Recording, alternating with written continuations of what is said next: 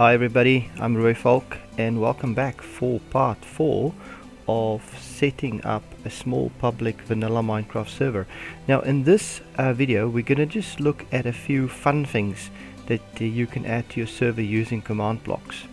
Right, so let's say on a vanilla server people often have valuables they want to save and put away, but it's really difficult to find a way of locking chests on a vanilla server.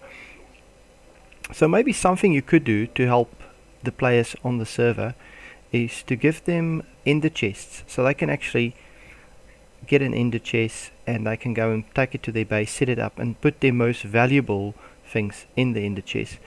You can also, apart from giving them an ender chest, you can disincentivize them abusing this by including an action when they get an ender chest. So you can strike them with lightning when they get an ender chest, so they don't stand there the whole day and just collect 500 ender chests to build the base with. They can probably try to do that anyway, but this is just an idea. Now how do we give somebody an ender chest? That's not very difficult actually. Very simple command. Give @player ender chest. As simple as that.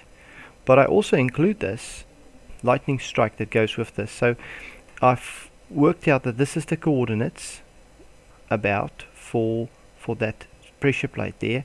So when they step on there they get an ender chest, but they also get struck by lightning. So they probably won't be able to pick up say more than 3 ender chests before they'll be killed by lightning. Let me demonstrate.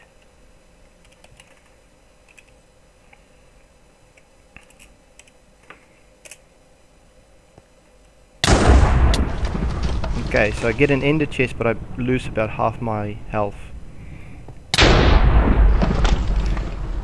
So that's a good way to do it. You get an ender chest, but you are disincentivized to actually sit there and pick up more and more ender chests, and that's something you can add to your server.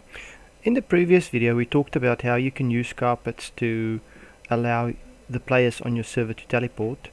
So you can actually add instead of them having to make their own carpets, you can add command blocks and set up command blocks where players can then collect their own carpets, and you can give them different carpets, and of course you can disincentivize them abusing it by again including a command block that will strike them with lightning if they collect a carpet. Now how do we give somebody a carpet? Let's have a look at the command block command. So it's give @player minecraft :carpet 1 carpet of type 2. Now this happens to be a magenta carpet. So I basically say give to the player a Minecraft carpet, only 1 carpet, and it's of type 2, which is magenta. So magenta is 2. You will remember we said that white carpet was type 0, and then over there is red, which is type 14, and then green, which is type 13. So of course if I step on here I get a white carpet and a lightning strike. This is a magenta carpet, red carpet and green carpet, and that's how you can give people carpets. Alright, now let's look at some of the other things you can do. Now sometimes you'd want to give people horses if you want them to, when they get onto your server, travel far away from spawn and set up a new base, and a horse just makes it really fast. And it's actually quite difficult for normal players to tame a horse and then put a saddle on the horse and do all that. So this is a kind of a OP way of adding something that a player would probably not easily get anyway. Now let's have a look at this. So I've set up 3 command blocks here. One to order a regular horse, and one to order a zombie horse, and then one for a skeletal horse. Now I won't spawn the horses here because that's just not going to work. I'll spawn them outside those metal doors, and I do put a note here that says that the horses are spawned outside the iron doors. So how do we spawn various types of horses? Let's look at the command. So it says summon EntityHorse, which is a horse. It gives us the coordinates where to summon the horse, which happens to be outside those metal doors, those iron doors. We want a tame horse because otherwise they still need to tame the horse, and that takes time. The type of horse is 1. Now that's a regular horse. Then we also put a saddle on the horse, so we put in this part here, SaddleItem : and the item ID and count 1. Now I've taken these settings straight off the web when I looked it up, and it works. So that's what you can do to summon an entity horse, a regular horse. Now the skeleton, the zombie horse, is a different type. That's type 3 for the zombie horse, and then for the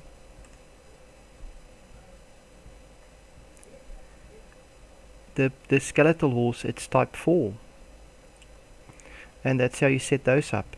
Now let me just demonstrate. So I'll just summon all 3 horses so I can show you how they look like.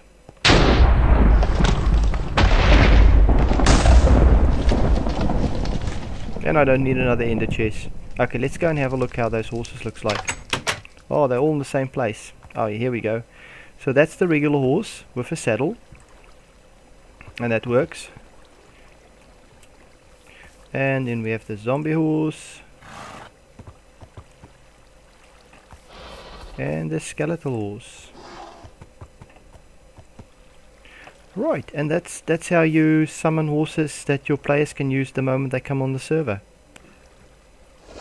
Now let's look at something else. Oh yes, I've set this carpet here. It says stand here to get back inside. This keeps mobs out. So if you've put pressure plates here, you'll find that zombies will walk straight into spawn, no problem. But if you put the carpet here, then you get teleported back into spawn over here, and that works. And it doesn't teleport the zombies in here.